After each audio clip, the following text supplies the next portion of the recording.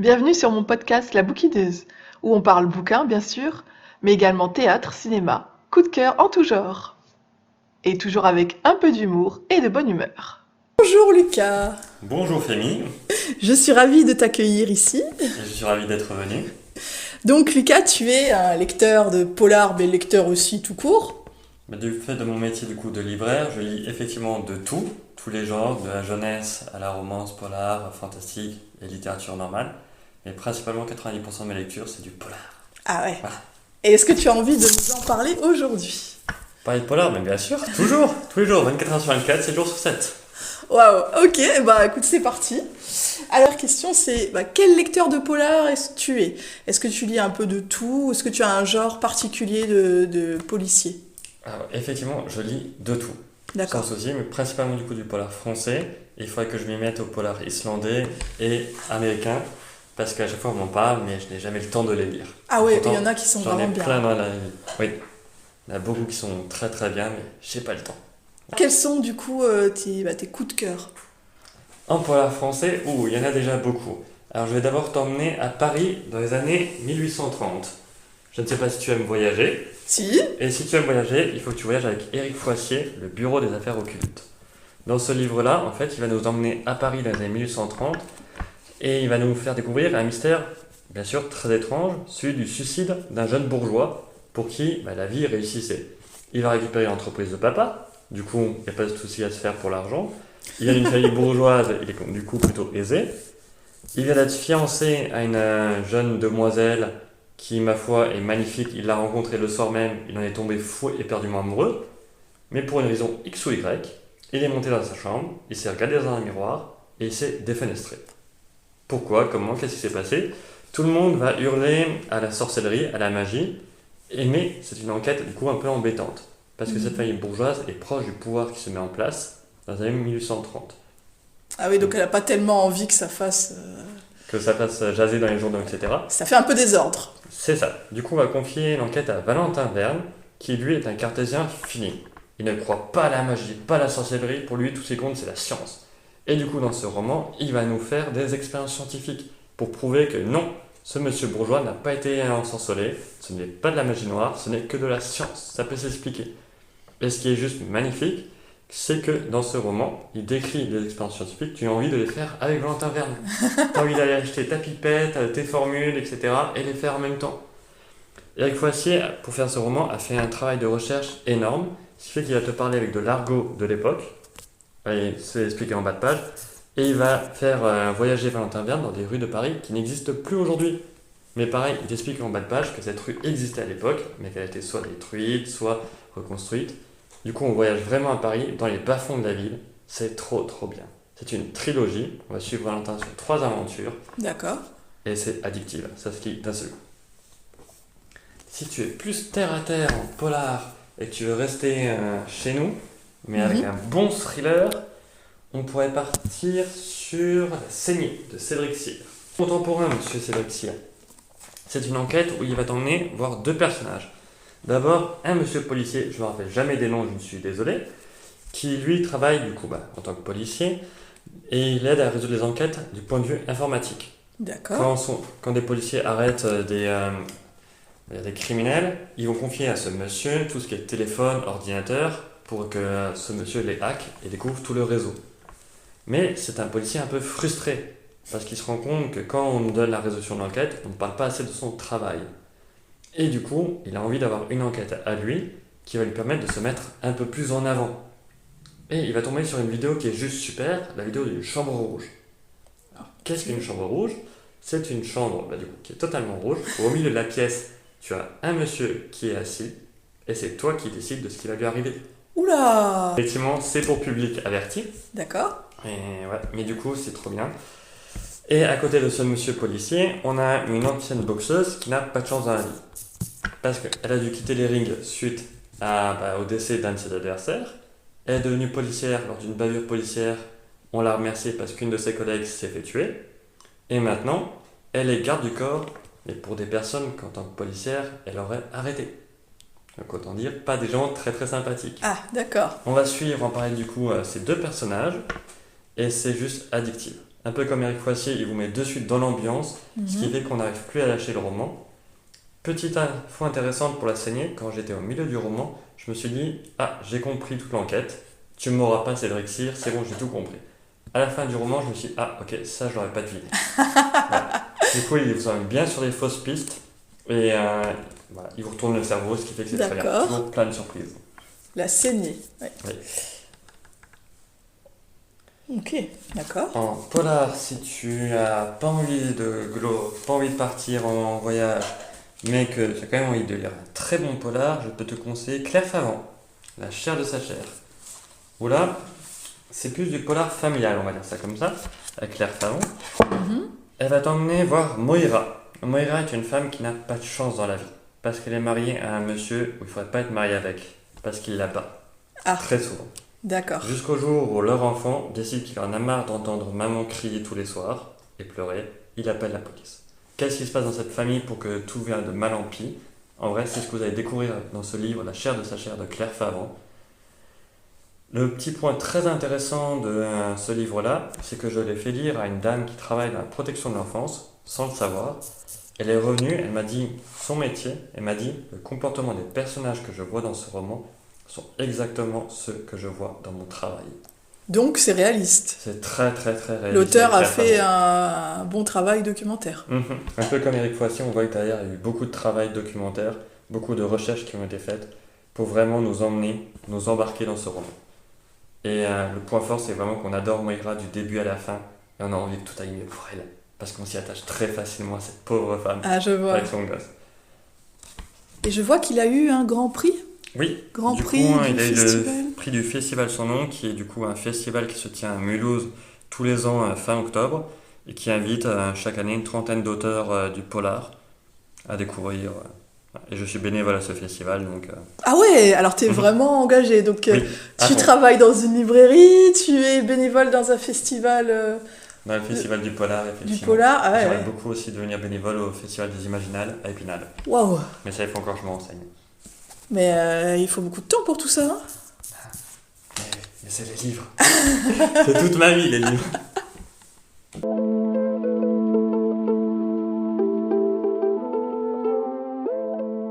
Quels sont tes auteurs préférés?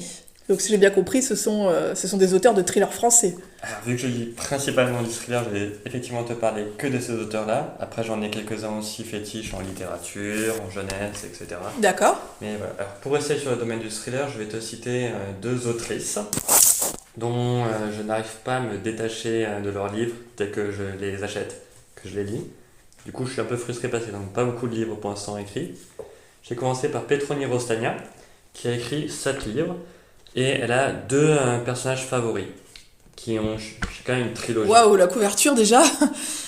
Oui, Donc pour la annonce, couverture, pour nos auditeurs, la couverture c'est une femme avec, enfin, on voit les lèvres d'une femme avec elle a un couteau posé sur ses lèvres, un couteau plein de sang évidemment, sinon c'est pas drôle. Pour ces deux personnages, donc le premier c'est Alexandre Laroche, qui est du coup commissaire de police, on va le suivre dans ses enquêtes, et au fur et à mesure c'est de plus en plus glauque, plus intéressant. Et à côté on la suit aussi dans sa vie personnelle, vie familiale, du coup on s'attache beaucoup à elle. Et à côté d'Alexandre Laroche, au bout d'un moment va venir Pauline Carrel, qui elle est une avocate. Et j'adore Pauline Carrel parce que c'est une avocate un peu particulière, elle aime défendre les criminels. Plus votre crime est important, vous êtes récidiviste, etc., elle veut vous défendre. Et son D'accord. but, c'est vous faire acquitter. Et si elle réussit à vous faire acquitter, c'est la femme la plus heureuse du monde. Pourquoi, comment, on va découvrir au fur et à mesure des romans pourquoi dans ce coup elle préfère défendre des criminels plutôt que des innocents. Et ces deux personnages, à chaque fois je m'attache à eux et j'adore les suivre dans leurs aventures, dans leurs enquêtes. J'ai hâte de lire du coup, le 8e livre de Petroni Rostagna impatiemment. Parce que je pense qu'il y aura du coup une nouvelle héroïne, vu qu'elle a fait une tétralogie sur son avocate Pauline Carrel, et elle y a mis fin de façon assez étrange dans le dernier roman. Je n'en dirai pas plus parce qu'il faut que vous les découvriez. Un peu frustrante pour toi peut-être? Un peu, oui. Ah ouais. Parce que du coup, je sais que je quitte Pauline Carrel et que je ne la reverrai sûrement pas. Ce qui me déçoit énormément parce que je me suis attaché à ce personnage-là. J'espère qu'on va revoir Alexandre, il n'y a pas de i, Laroche dans une future enquête parce que ça fait un petit bout de temps que je ne l'ai plus vu dans ses romans et elle me manque. Donc voilà, hâte de lire son 8e livre. Petroni Rossagna, si tu entends ça, écris vite, je t'attends. À côté de Petroni Rossagna, il y a Christelle Duchamp, qui elle est une découverte assez récente que j'ai faite, mais qui m'a fait très mal dans le budget, parce que j'ai lu son premier roman en un après-midi, Ah et je me oui, suis dit que c'était tellement chouette que je suis allé en librairie et j'ai acheté tous les autres. Donc voilà. Elle en a écrit quelques-uns dont certains ne sont pas édités. Là, je t'ai ramené Délivre-nous du mal, d'elle, qui est celui qui m'a, je pense, le plus fait d'effet. d'accord. Ce qui est intéressant, du coup, avant de parler vraiment de celui-ci, c'est que chez Christelle Duchamp, il n'y a pas d'enquêteur ou d'enquêtrice fétiche. À chaque fois, c'est une enquête qui est indépendante. Ah, donc tu t'attaches Donc, pas à un on s'attache enquêteur pas à ou des une personnages, enquêtrice. non, pas du tout. D'accord. Mais à chaque fois, c'est presque des enquêtes qui sont entièrement différentes. Par exemple, dans un de ses livres, La famille Belasco, on va être sur une histoire familiale. D'accord. Donc une histoire de famille qui se passe en une nuit. Donc en gros, pour le speech, c'est 5 frères et sœurs qui se retrouvent dans la manœuvre familiale.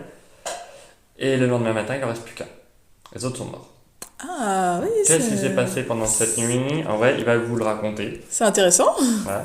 Chaque minute de la nuit vous est racontée. Et c'est juste additif parce qu'on a envie d'en savoir plus. Et, ouais. Et ce qui est intéressant avec Christelle Duchamp, c'est qu'il faut lire son roman jusqu'au bout. Jusqu'au dernier chapitre, dernière page, dernière ligne. Parce qu'il y D'accord. a toujours un petit retournement de situation, une petite révélation qui va vous donner envie de relire le roman pour savoir s'il y avait des indices qui vous y amenaient. Voilà. Du coup, même après la résolution de l'enquête, même une fois que vous savez ce qui se passe, lisez le dernier chapitre parce que vous allez redécouvrir quelque chose. Dans Délivre-nous du mal, du coup le livre que je t'ai ramené, c'est assez particulier parce que c'est une enquête qui part un peu dans tous les sens. On commence d'abord par des disparitions de femmes, de jeunes femmes, et du coup on a une enquêtrice, Anaïs, qui va essayer de découvrir ce qu'elles deviennent. Et qui va commencer à s'inquiéter un peu quand elle commence à en redécouvrir certaines pendues dans des usines désaffectées. Oula. Ah oui.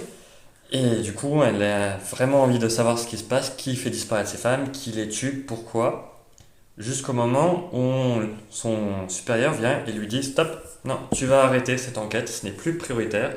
On a eu un petit souci dans un village de montagne où les gens se sont réveillés un matin et au lieu de se dire bonjour, ils se sont entretués.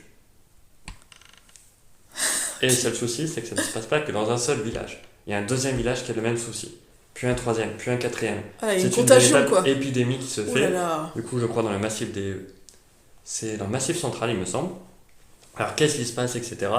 Et Anaïs, elle est tirée entre ces deux enquêtes. Entre le fait qu'elle veut découvrir où sont les femmes encore disparues et espère les sauver avant qu'elles soient pendues. Et aussi, qu'est-ce qui se passe dans ces fichus villages pour que les gens ils s'entretuent? Ah bah oui. Ouais. Mais est-ce qu'il va y avoir un lien entre les deux enquêtes ou pas? Peut-être, peut-être pas. Ah, Il y aura un troisième élément qui va se rajouter à ça, ce qui fait qu'on s'y perd un peu. Mais d'accord. et à la fin, on se sent bien parce qu'on du coup on a la résolution, on sait ce qui se passe. Mais surtout, ce qui est intéressant dans ce roman, c'est qu'il vous offre beaucoup de pistes de réflexion autour des maladies, autour de ce qu'on va manger, autour de la place de la femme dans la société par rapport aux hommes. Aussi, il va y D'accord. avoir plein de pistes qui sont mis ça et là dans le roman et qui font qu'on réfléchit en même temps qu'on le lit, tout en prenant beaucoup de plaisir. Voilà. Pour Christelle Duchamp, c'est peut-être celui que je vous conseille le plus, Délivre-nous du mal, parce que c'est celui qui m'a fait le plus d'effet. Et après, si vous préférez un thriller plus simple, il y a L'art du meurtre, qui est peut-être un peu moins polémique, on va dire ça comme ça, qui fait moins D'accord. réfléchir et qui est plus classique, tout en offrant aussi une belle piste de réflexion autour de meurtres qui se passent au fur et à mesure du temps qui passe.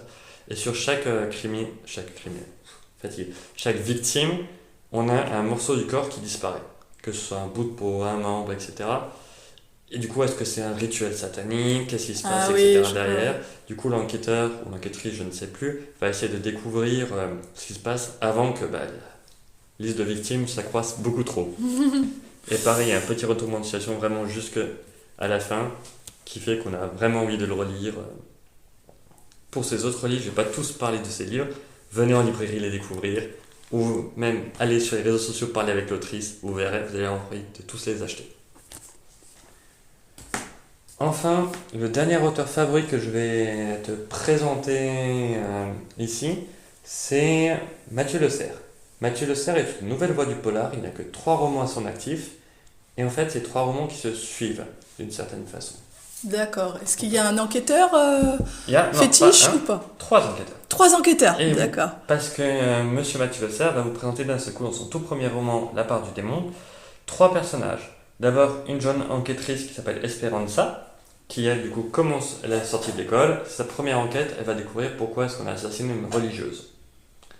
On a mis sur cette enquête le capitaine Manuel de Almedia, désolé si je le prononce mal, qui lui est un enquêteur chevronné, mais seul souci, c'est qu'il est très bougon, très grognon. D'accord. Pourquoi, comment? Il y a une raison, on va le découvrir. À côté de cet capitaine Manuel, on a un journaliste, son frère, dont le nom m'échappe complètement, je suis navré, qui lui va enquêter sur la disparition de chauffeurs de taxi. Du coup, en fait, il y a 2 enquêtes qui se font en parallèle, D'accord. et c'est comme ça dans chacun de ces 3 romans. On va suivre les 3 personnages qui ont chacun un peu leur enquête, qui vont faire en parallèle.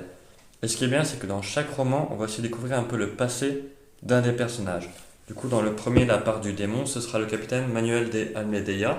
On va savoir pourquoi il est grognon, il y a une raison, pourquoi c'est d'un seul coup tout le monde l'appréciait, mais qu'il est devenu détestable comme collègue. D'accord.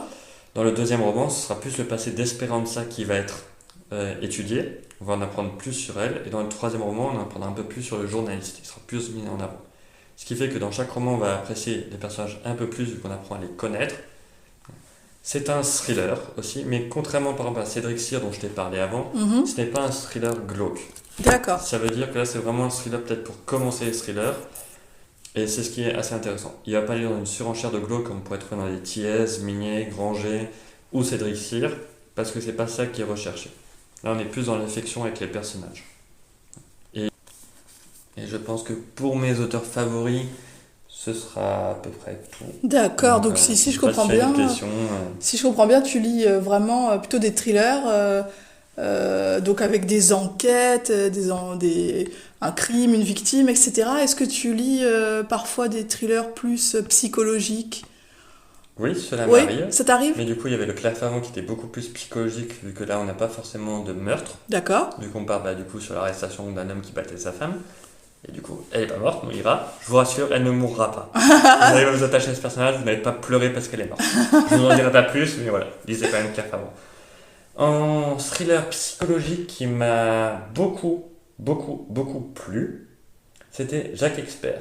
Alors là, je vais te poser une question. Est-ce que tu regardais l'inspecteur Colombo? Oh, mais alors Colombo, oui. Ah, est-ce que tu te rappelles de comment fonctionnaient les épisodes de l'inspecteur Colombo? Ah oui, Il y avait un schéma. on sait tout de suite qui est le meurtrier et on regarde avec plaisir ou même avec délectation l'inspecteur Colombo qui va découvrir ce meurtrier ou qui va le confondre souvent avec des tout petits détails.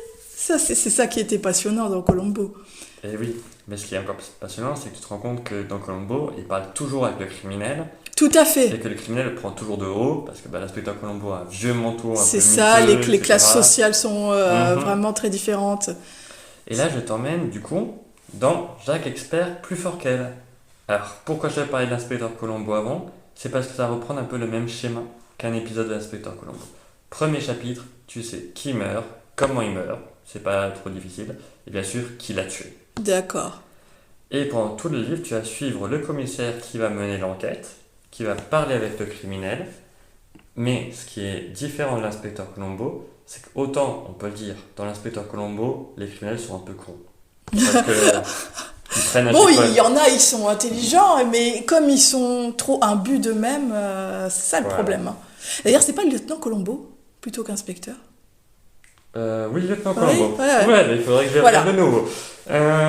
Donc là, tu suis le commissaire qui va du coup discuter avec le criminel. D'accord. Sauf que là, le criminel est machiavélique. Donc là où tu prends du plaisir à voir l'inspecteur Colombo résoudre l'enquête, là c'est par pur sadisme. Parce que à chaque fois, le commissaire va mettre en avant, ah tiens, j'ai trouvé tel indice, etc. Le criminel va prendre cet indice et va s'en servir pour faire accuser quelqu'un d'autre. Ah. Et du coup, il va faire accuser à chaque fois sa secrétaire. Et c'est un livre où on s'arrache les cheveux. Parce que vu qu'on voit les deux points de vue, on se rend compte des erreurs du commissaire, des machinations du criminel pour faire accuser sa secrétaire. On s'arrache les cheveux en disant « Non, mais franchement, c'est devant toi. Mais comprends l'indice. Espèce d'idiot !» Ouais, c'est ça. Et ce qui fait qu'on monte en tension dans tout le roman. Et comme dans l'inspecteur Colombo, c'est un petit détail auquel on ne fait pas forcément attention qui va confondre le criminel. Ah, quand même. Je ne te dirai pas quel détail, etc. Et ce qui est vachement intéressant, et je me suis pris au jeu, c'est qu'après j'ai relu le livre pour savoir où était ce petit détail, où est-ce qu'il m'était donné, et comment est-ce que j'aurais pu m'en servir pour comprendre avant l'inspecteur, avant le commissaire, quel était le criminel. Je vois, je vois. Donc franchement, jetez-vous sur ce Jacques Expert là, il est juste excellent. Jacques Expert, plus fort qu'elle. Oui, D'accord. c'est ça. Est-ce que tu lis des romans policiers historiques, par exemple? Du coup, oui, c'était le Éric Foissier que je t'ai présenté au tout Mhm. début qui nous a emmenés à Paris. J'ai lu aussi avec beaucoup de plaisir le Noémie Adonis.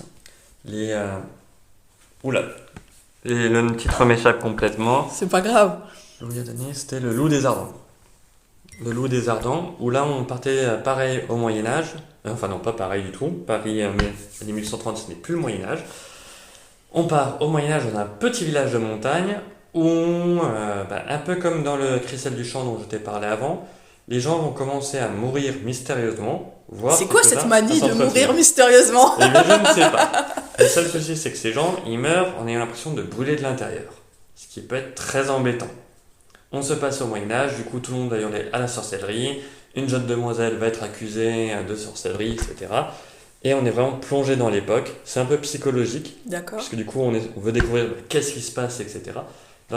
Et c'est très historique, parce que ça parle d'une maladie qui n'existe plus aujourd'hui en Europe, mais qui existe encore, par exemple, en Afrique, et qui est liée à notre alimentation.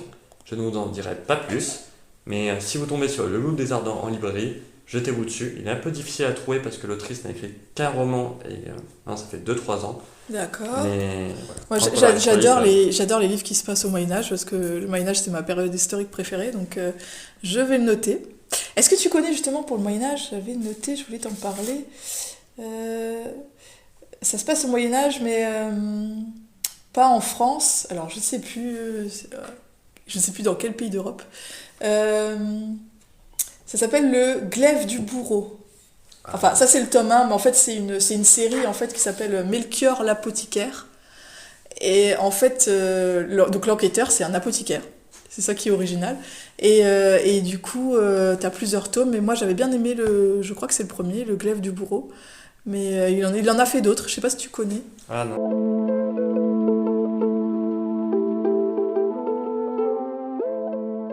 Je voudrais savoir, est-ce que tu as une recommandation pour quelqu'un qui aimerait bien découvrir le polar, mais qui veut pas commencer par quelque chose de trop violent ou de trop gore, donc je pense que tu vas pas lui conseiller Cédric Cyr. Non, c'est le je vais effectivement le conseiller à une personne qui s'y connaît déjà et qui aime beaucoup le thriller parce que c'est vraiment pour public averti. Pour quelqu'un qui découvre le polar, en thriller, je partirais justement sur le Mathieu Le Serre parce qu'il n'y a pas ce côté glauque et en même temps on a tous les éléments du thriller qui fait que du coup on y prend beaucoup de plaisir. Et de la même façon, pour quelque chose de psychologique, je partirais plus sur un Claire Favant ou justement sur le livre Le sang des Belasco de Claire Duchamp parce que c'est des livres qui sont assez psychologiques sans trop nous retourner le cerveau à la manière d'un Jacques Expert où on s'arrache carrément les cheveux. Un polar historique pour un débutant, je partirais tout bêtement sur un Lovenbruck ou un D'accord. Jean Daillon. Où là, pareil, il y a tous les éléments du polar historique, tout en restant assez simple à lire. Ça se lit comme un roman, voilà, pour les recommandations pour un débutant. D'accord, super. Et pour un ado, pour un jeune, tu conseillerais la même chose ou Alors, je lis très peu de young adultes, Ah, je ouais. l'avoue, ou du moins En peu policier, de hein. policiers, young adultes. Et j'ai l'impression que c'est très sous-représenté comme littérature chez les jeunes. C'est beaucoup pris maintenant par la romance, les histoires de fées, etc. Je sais qu'ils ont refait les Arsène Lupin pour les. Ah bon Oui, ils ont refait une collection Arsène Lupin pour les adolescents par rapport du coup à la sortie de la série Lupin avec Omar Sy. Et du coup, j'avoue que je partirais plutôt là-dessus, sur des classiques pour des ados. Du coup, les Agatha Christie, les Ah bah Maurice oui, tout, Leblanc, tout simplement Agatha qui je pense Christie. sont des valeurs sûres. Et ensuite, ça permet aussi de voir un peu s'il aime bien quel Agatha Christie il va aimer, quel Maurice Leblanc il va aimer, de façon à plus aiguiller sur des livres plus adultes. D'accord. Voilà. Après, pour vraiment les plus jeune que les ados, je partirai sur les désastreuses aventures des orphelins Baudelaire de Lemony Snicket, on en a déjà parlé, ouais. qui est une série à un humour noir particulier autour justement d'orphelins qui perdent leurs parents dans le premier tome et qui vont être accueillis par un tonton très véreux qui a envie d'en épouser une pour récupérer l'héritage familial. Et Quelle d'assassiner horreur! Effectivement. Et on va suivre pendant 13 tomes en vrai, les machinations du tonton qui va essayer du coup de s'accaparer les enfants, des policiers qui veulent arrêter le tonton parce qu'ils ont compris que ce monsieur n'était pas très recommandable, et des enfants qui vont essayer de lui échapper pendant 13 tomes. Du coup, c'est lié. Le chiffre n'est pas anodin, c'était fait exprès. Il y a un humour noir là-dedans particulier qui est juste trop, trop, trop bien. D'accord, les désastreuses aventures des orphelins Baudelaire, donc ça c'est plutôt pour les jeunes. Plutôt pour les jeunes, oui, effectivement, avant l'adolescent. Quoique après, ça se relie quand même à tous les âges. Moi, j'ai relu il n'y a pas très longtemps et je prends toujours autant de plaisir. D'accord. Ok. Et alors, pour quelqu'un qui au contraire a l'habitude de lire beaucoup de polars et qui commence à plus trop savoir quoi lire, tu lui conseillerais quoi? Une Pour quelqu'un perle? Oui.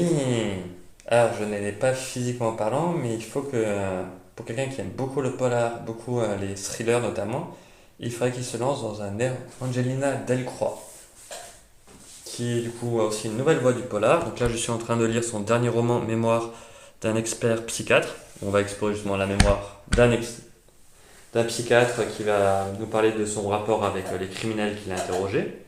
Mais d'Angelina Delcroix, je vais vous proposer plutôt Synopsis.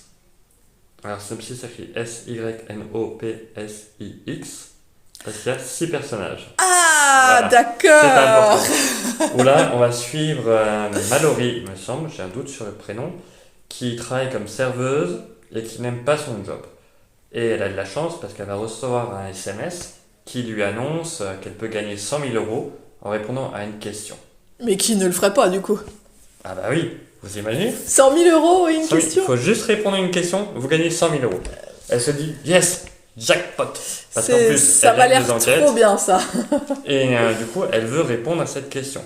Seul souci, elle s'entend pas finir enfermée dans un manoir avec 5 autres personnes. Et du coup, parmi les 6 personnages dans le manoir, un psychopathe. Voilà. Du coup, qui est le psychopathe? On suit toute l'histoire du point de vue de Mallory, ce qui fait qu'on est embarqué avec elle là-dedans. On ne D'accord. comprend rien avec elle. Et c'est trop bien. Et ce qui est assez marrant, c'est qu'Angelina Delcroix utilise beaucoup ce vocabulaire du jeu dans ses romans. Ce qui fait que quelquefois on a l'impression de retomber en enfance, mais pas l'enfance qu'on a eue. Une enfance beaucoup plus terrible. Moralité, réfléchissez avant de répondre à une question qui... Qui vous fait gagner 100 000 euros, Voilà. ça peut être très très très très dangereux. Voilà, que je pourrais franchement vous conseiller, au-delà des livres dont je t'ai déjà parlé, dont je vous ai déjà parlé. Je vois qu'il est marqué sur le livre que l'auteur a intégré l'école de la gendarmerie avant de suivre des études de criminologie et de psychothérapie.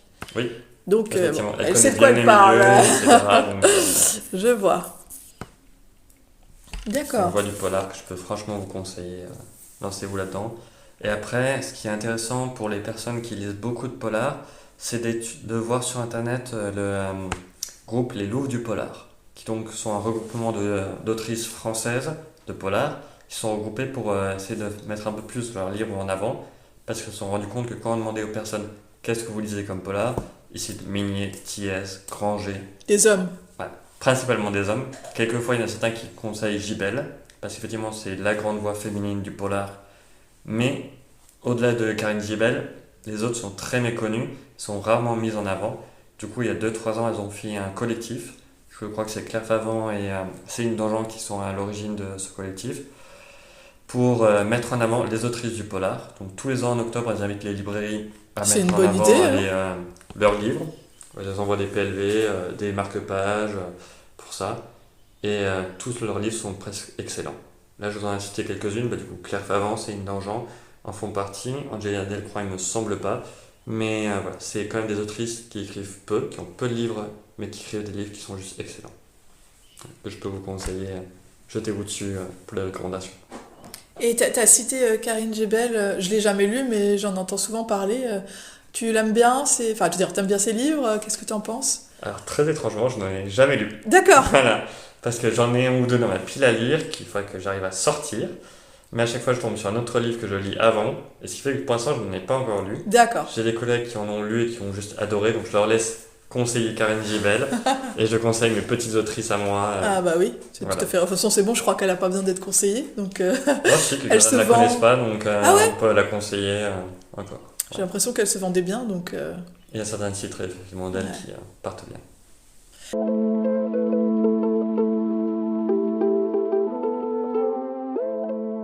Dans le cadre de ton travail, tu essayes d'inviter des auteurs, tu peux faire des animations, tu peux monter des projets ou comment ça se passe? Donc, effectivement, on invite beaucoup d'auteurs dans le cadre de mon travail, du coup, pour les faire connaître, souvent des auteurs auto-édités dans la librairie où je suis en ce moment, ce qui permet du coup de les mettre un peu plus en avant, vu qu'ils sont très peu présents en librairie. On peut faire des animations selon le calendrier littéraire, puisqu'il y en a un. Donc là, dernièrement, je vous le cache pas, c'est autour de Noël, étrangement, bientôt Nouvel An. Pour C'est le normal, polar, hein. ce sera plutôt autour du mois de mars, où on est aussi en train d'essayer de réfléchir à des animations pour pouvoir vous inviter à profiter et à inviter des auteurs. D'accord, mais c'est bien, du coup ça te permet... Est-ce que tu peux prendre des initiatives et proposer des projets qui te tiennent à cœur ou pas ou... Effectivement, à Ibelou, Ouais. je travaille en ce moment. J'ai presque carte blanche sur ce rayon, donc je peux vraiment proposer les auteurs que j'ai envie pour les faire venir et les animations que j'ai envie. Après, bien sûr, ça doit rester à la charte de l'établissement où je suis, mais il me laisse après carte blanche pour tout ce qui est coup de cœur, mise en avant, ce qui fait que je m'amuse comme un fou.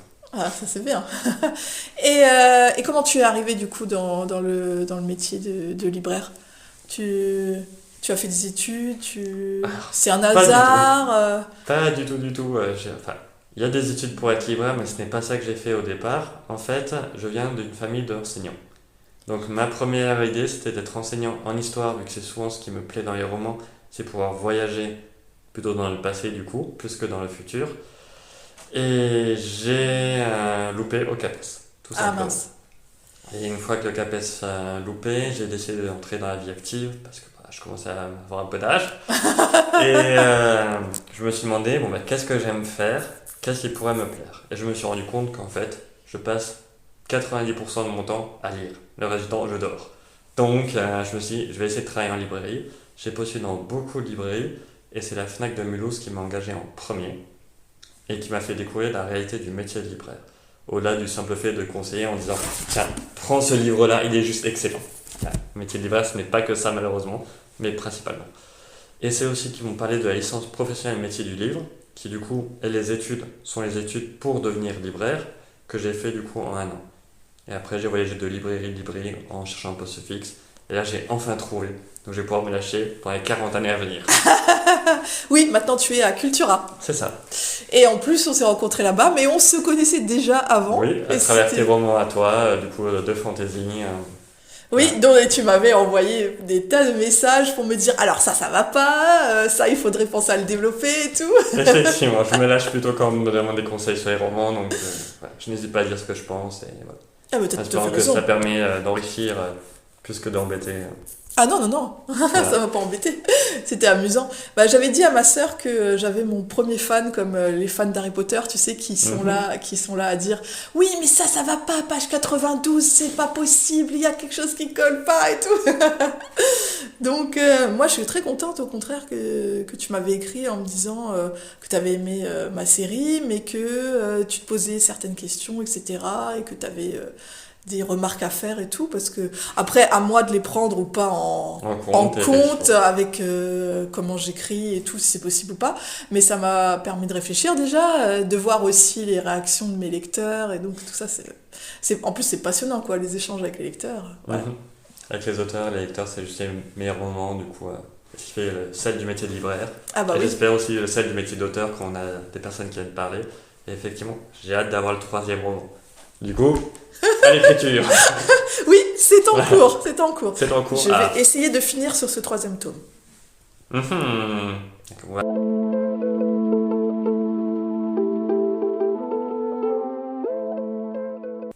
Alors tu me disais que tu lisais pas que des polars, Tu lis aussi de la littérature blanche ou de la littérature fantastique, fantasy, science-fiction? Alors, science-fiction, non. Non? Parce qu'effectivement, j'aime beaucoup voyager dans le passé, mais j'ai beaucoup de mal avec les machines et le futur.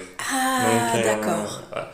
Donc, navré, mais je pourrais pas vous parler d'Asimov, de Glukowski ou autre. Je connais de noms, mais en parler plus que ça, non. Voilà, parce que je n'arrive pas à voyager dans le futur, il me perd rapidement. Donc, voilà. Après, pour les grands amateurs, il y avait L'espace d'un an de Betty Chambers qui est sorti récemment en SF et qui fait beaucoup parler d'elle. Donc, voilà. Si jamais vous cherchez un nouveau titre, vous ne savez pas trop quoi lire, prenez Betty Chambers, j'en ai entendu beaucoup de bien. Donc, lancez-vous là-dedans. Mais au-delà de ça, si on reste dans le domaine de l'imaginaire, Oui? je t'emmène dans la Révolution française. Est-ce que ça te dit? Ah, tout à fait. Ah ben on va partir de la Révolution française avec une trilogie de Brian McClellan, éditée aux éditions Léa. Du coup, c'est une maison d'édition assez récente en fantasy et qui fait des petites pépites. Je crois que tous les livres que j'ai eu d'eux sont excellents. Et là, avec La Promesse du Sang, qui est le premier tome de la trilogie des Poudres Mages, on va entrer dans un royaume bien sûr imaginaire où on a un roi qui se fait renverser par un général. Et un peu sur la même thématique que notre Révolution française à nous, il y a une épuration de la société qui va se faire dans les premiers chapitres. On coupe la tête du roi, on coupe la tête des nobles, etc. Ouais, franchement, notre Révolution française à nous. Et Je du vois. coup, ce qui est marrant dans cette fantaisie, c'est que comme dans une belle révolution, on a un peu tout le monde qui veut le pouvoir. Bon, bah déjà, les révolutionnaires qui sont arrivés au pouvoir veulent le conserver, mais au sein des révolutionnaires, il y a différents clans qui veulent prendre l'ascendance sur les autres. Du coup, il y a des conflits internes. Il y a les royalistes qui se disent bon, c'était quand même sympa d'avoir un roi, on va en remettre un sur le trône. Ah oui, ça Qu'il ressemble faut tout la à fait. révolution pour avoir le roi. Et du coup, on a un jeune garçon qu'il faut préserver pour du coup le mettre sur le trône. Et bien sûr, il y a les voisins du petit royaume qui se disent ah ah, c'est le bordel dans le royaume à côté, on va l'envahir. C'est le moment d'en profiter. Voilà, c'est le moment d'en profiter. Du coup, c'est très politique comme fantasy, mais c'est excellent. On part du coup sur des militaires qui vont essayer de préserver le pouvoir ou de le récupérer.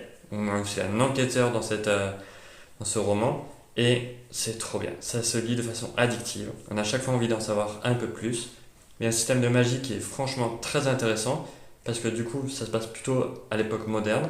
Contrairement à beaucoup de fantasy qui se passent dans un univers médiéval avec des épées, des arcs, etc. Oui, souvent, ouais. Là, on a des fusils, on a des pistolets à silex, et les principaux protagonistes, leur pouvoir est lié à la poudre à canon. Techniquement, ils ont sniff et ça leur donne des capacités supérieures. Ils voient plus loin, ils vont plus vite, etc. Et non, c'est juste excellent. Mais voilà. Et j'ai dévoré la trilogie qui est maintenant complète. Tu dois avoir un sacré budget pour les livres, hein? Oui.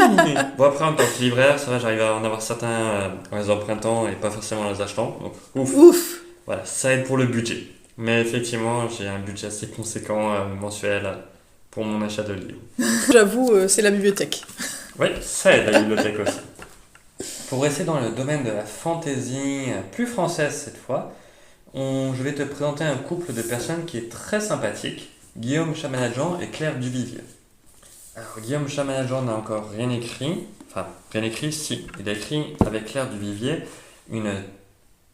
deux trilogies qui se font en parallèle dans le même univers.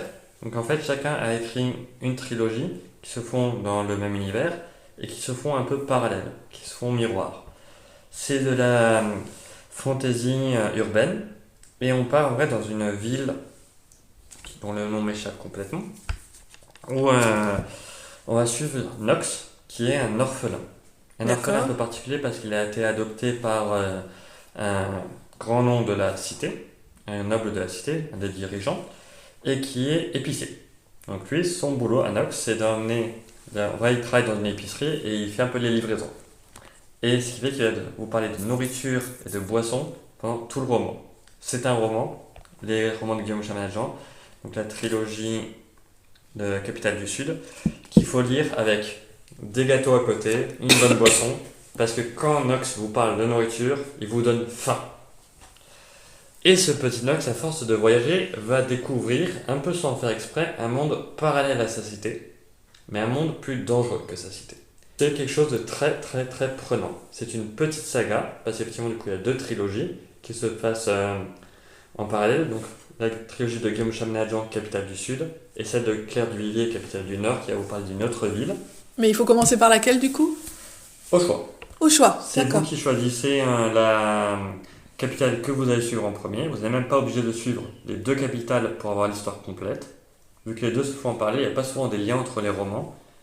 Et ce qui fait qu'on peut lire effectivement que Capitale du Sud et avoir vraiment l'histoire complète sans avoir des éléments en moins. Dans Capitale du Nord de Claire Duvier, on va plus parler de science, parce que là on va suivre une fille dont le nom m'échappe complètement bien sûr.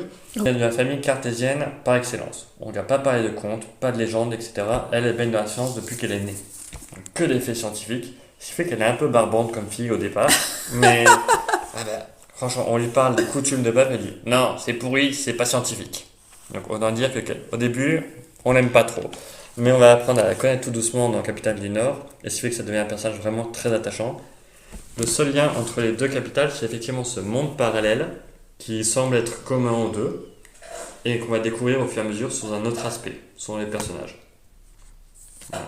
À la fin du premier tome, avec des amis, quand on l'a lu en parallèle, on a tous été choqués par la fin. Je vous dis pas pourquoi, parce que la fin est assez particulière du premier tome de Capitale du Sud, et donne envie de se jeter sur le deuxième tome de suite. Bah ça veut dire que c'est une bonne fin. C'est une très bonne fin, mais on la voulait pas comme ça. Voilà. Si on avait pu décider à la place de Guillaume Chamenadjan, on aurait fait une autre fin. Parce que là, on était vraiment... Mais ouais, c'est à lire. Pour tous les fans de fantasy, il faut lire les deux trilogies de Guillaume Chamenadjan et Claire Duvivier, parce que c'est sûr et certain que vous allez prendre beaucoup, beaucoup de plaisir. Et si vous cherchez vraiment quelque chose de très différent, partez sur les éditions Léa. Là, vous êtes sûr aussi et certain de découvrir des petites pépites qui sortent du lot. Donc, ça avec la trilogie de Brian McClellan ou les autres auteurs de la maison d'édition.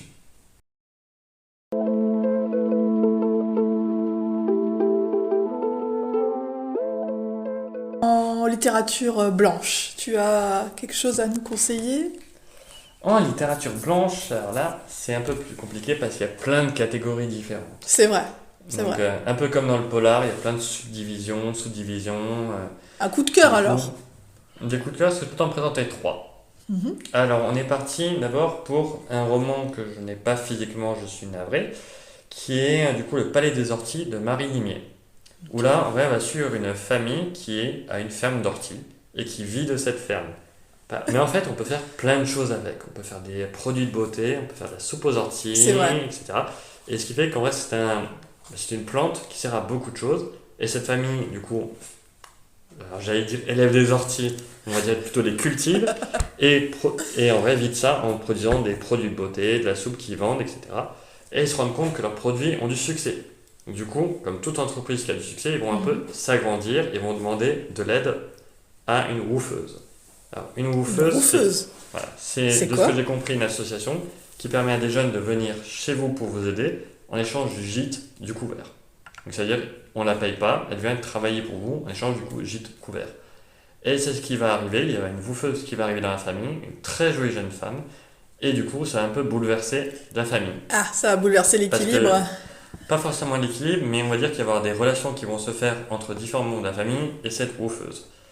J'ai adoré ce roman parce que je pense qu'on ne peut pas donner une plus belle définition du sentiment amoureux que dans ce roman. Voilà. À savoir qu'il y a une romance femme-femme.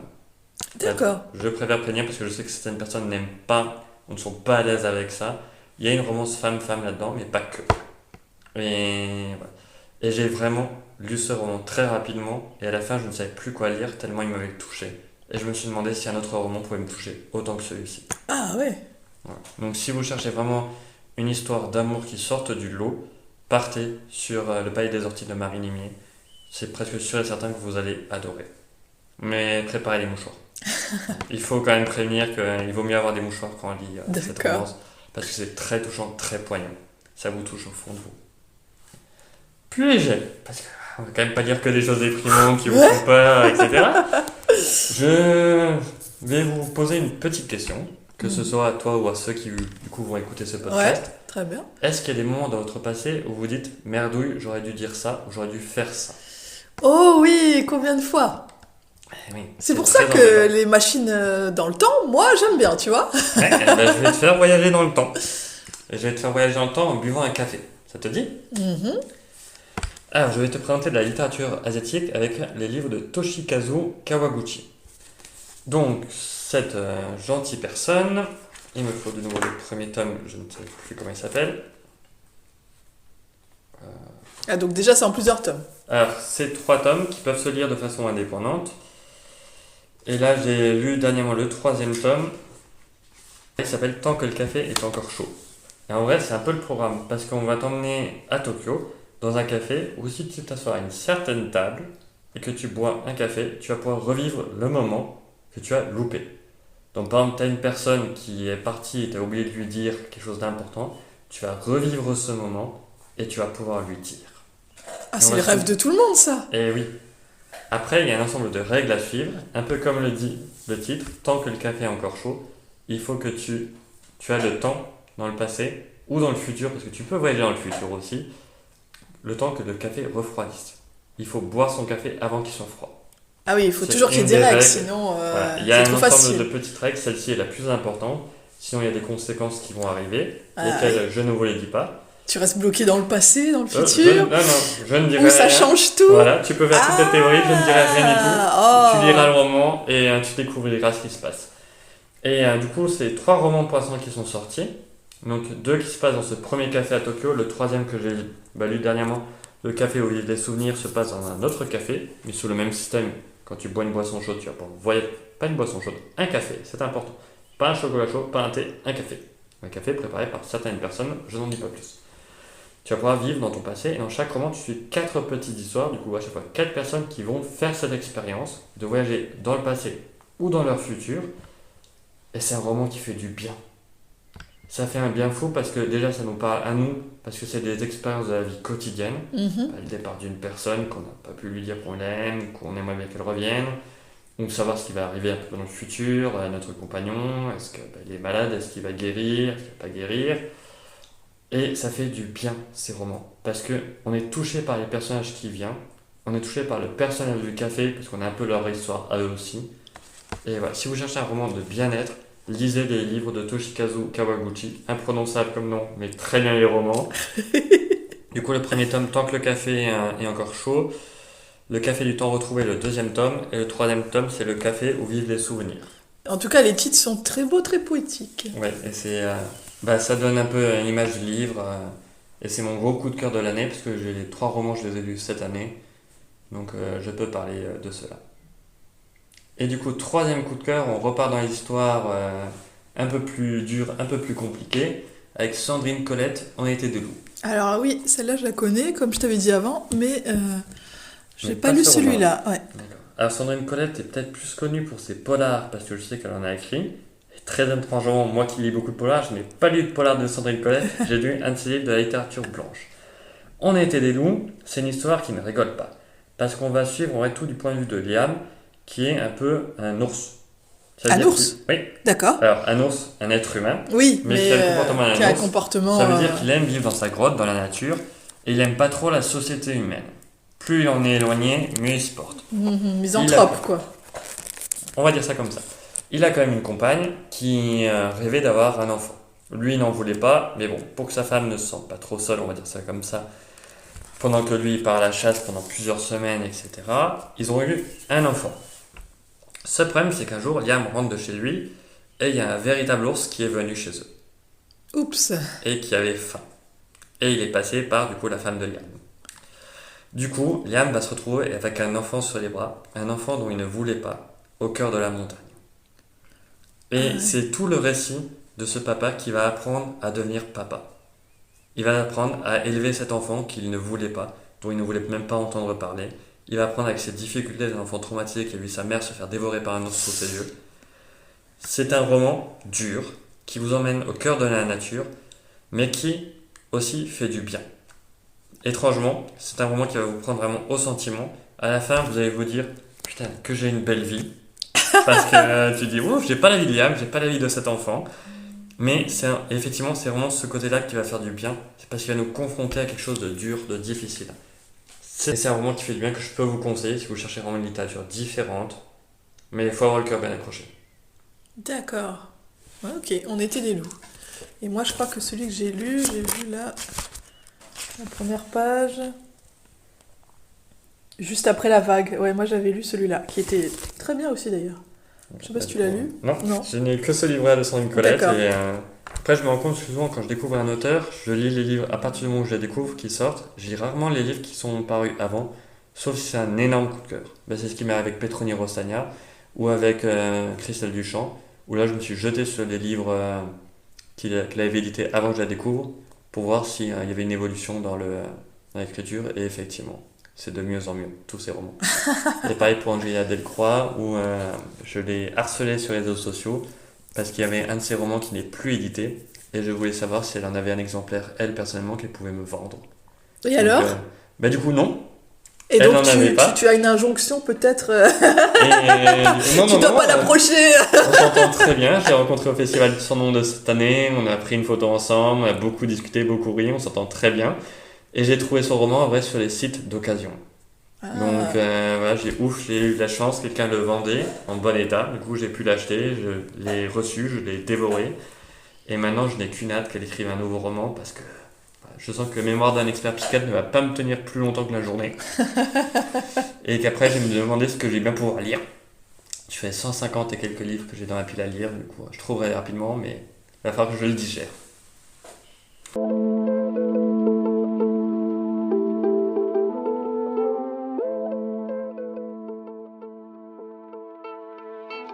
Tu peux nous dire le dernier film ou la dernière série télé que tu as vu ou le dernier film, la dernière série télé qui t'a vraiment plu. Bah, on va partir sur le dernier film ou série que j'ai vu parce qu'ils m'ont plu. D'accord. Donc, le dernier film que j'ai vu est très récent, c'est The Marvels. Parce que du coup, j'adore les histoires de super-héros, etc. Et j'ai pris beaucoup de plaisir à le voir. Donc, effectivement, je comprends les critiques qui disent que ce n'est pas un film très ambitieux. Mais quand on le compare avec les autres films Marvel comme Avengers Endgame, ça n'a rien à voir. Mais ça reste quand même un très bon film. Moi, j'ai passé un très bon moment avec. Du coup, dans le même style, tu ne seras pas étonné si je te dis qu'une des dernières séries que j'ai vues, c'est Loki. La saison 2, on reste dans le personnage et j'ai vraiment apprécié le développement du personnage et ce qu'il devient au fur et à mesure de cette série. Et là, je suis en train de regarder de nouveau La Roue du Temps, l'adaptation en série de Robert Jordan, parce qu'il faut que je lise les romans, mais ce sont de beaux pavés et il y a 14 tomes. Donc autant en regardant la série, je me familiarise avec les personnages, ce qui me permet ensuite de mieux appréhender dans les livres. D'accord, ah ouais. Et est-ce que tu aimes le théâtre? Est-ce que tu vas voir des pièces de théâtre? Alors, ça fait 4 ans que je ne suis plus allé au théâtre. J'aime beaucoup ça, mais effectivement, vu que j'ai beaucoup bougé de librairie en librairie, il fallait d'abord un cadre stable. Donc maintenant que je l'ai, je vais reprendre le théâtre et j'aimerais bien essayer l'opéra aussi. Ah, l'opéra? Ah, oui. D'accord. C'est quelque chose qui m'intrigue, donc il faudra que j'aille voir une fois une pièce à l'opéra pour savoir si j'aime ou pas. Mais le théâtre, effectivement, j'aimerais bien reprendre. D'accord.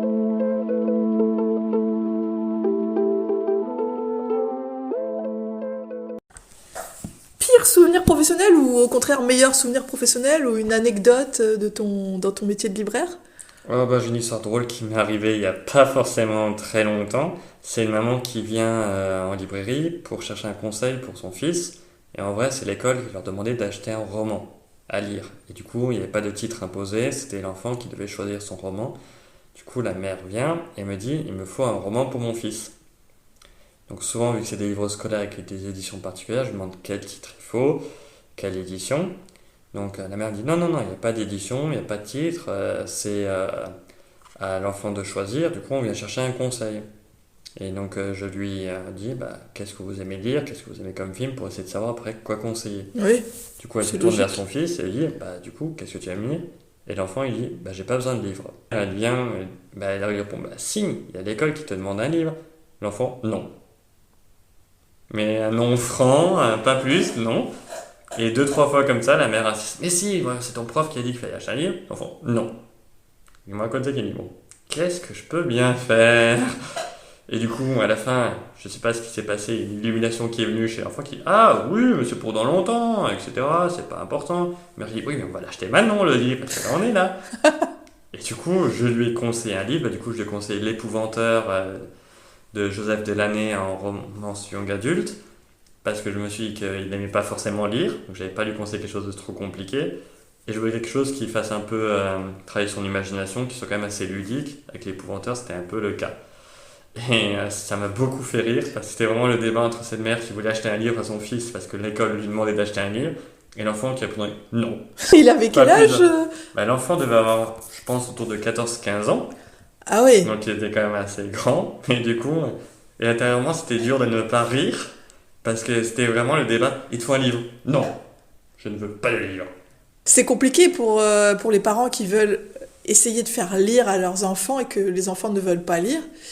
Enfin, déjà, je trouve que c'est dommage de forcer quelqu'un à lire. Enfin, pour moi, lire, pour moi, c'est toute ma vie, hein, je pense. Un peu comme toi, apparemment. Bah, je ne peux pas dire l'inverse au vu de toutes mes lectures et effectivement. Mais de donc, là à forcer quelqu'un qui ne veut pas, enfin, c'est comme si il y a certaines personnes qui adorent le sport et c'est pas pour ça qu'il faut obliger les autres à faire du sport, même si c'est très bien pour la santé, hein, mais donc obliger quelqu'un,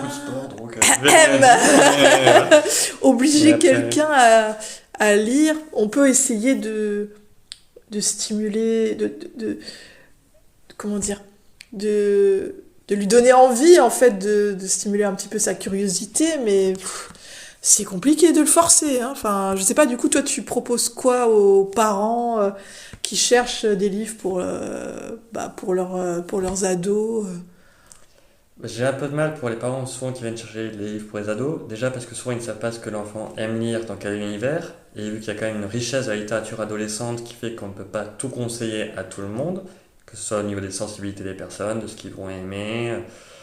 Par rapport à l'âge aussi, souvent j'ai des personnes qui viennent, bah mon enfant a 9 ans mais il lit beaucoup donc je veux quelque chose de plus grand. Et souvent il faut freiner un peu parce que bah, on va acheter des titres qui ne sont pas du tout adaptés pour un enfant de 9 ans. Même si du coup ça fait un peu plus roman qu'il va lire. Ouais. Et du coup c'est un peu compliqué, donc j'ai tendance à dire n'obligez pas votre enfant à lire parce que vous allez juste le dégoûter. Et souvent le goût de la lecture va venir dans cette discussion avec ses camarades. Si un camarade a lu tel livre, il aura envie de le lire aussi pour pouvoir discuter avec.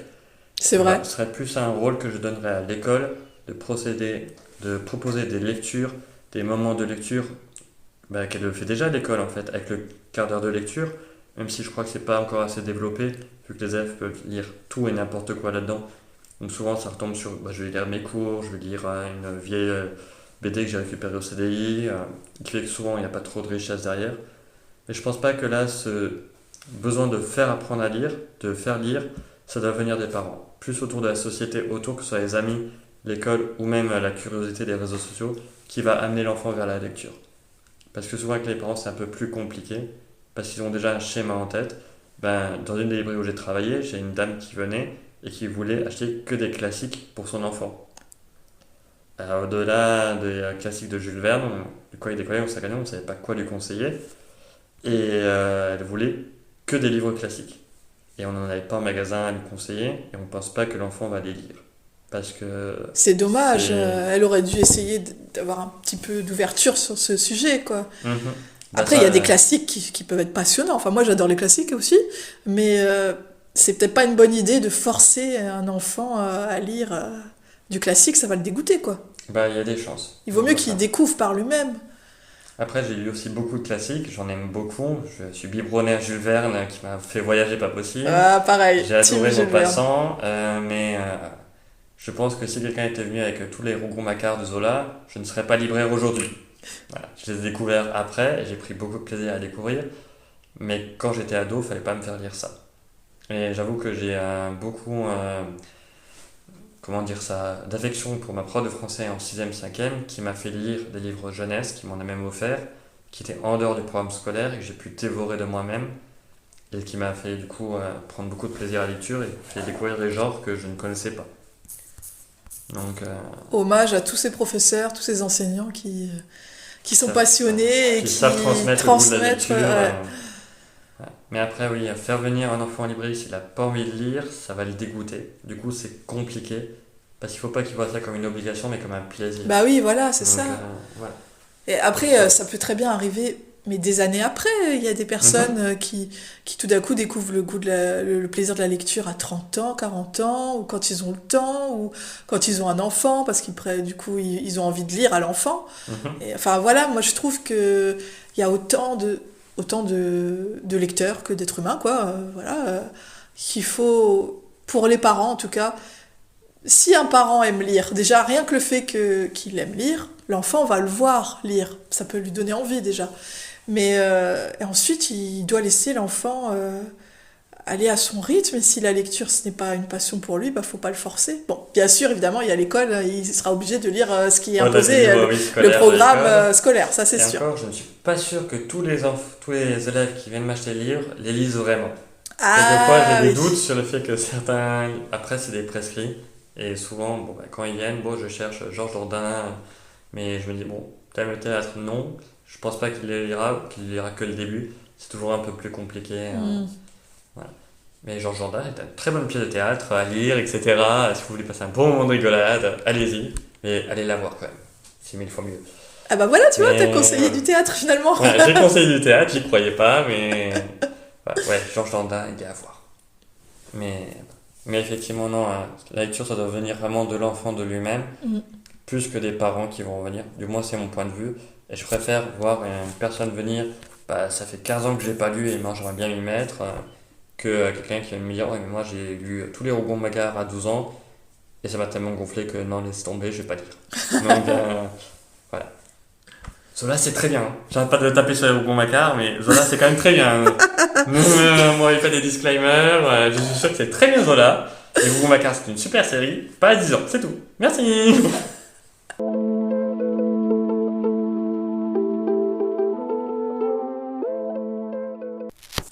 Bah écoute, merci pour cette interview et surtout tout ce, tout ce développement parce que tu nous as bien parlé de beaucoup de livres. Alors, bon, les auditeurs peuvent pas le voir, mais Lucas est carrément venu chez moi avec des tas de livres pour me montrer un petit peu ses coups de cœur.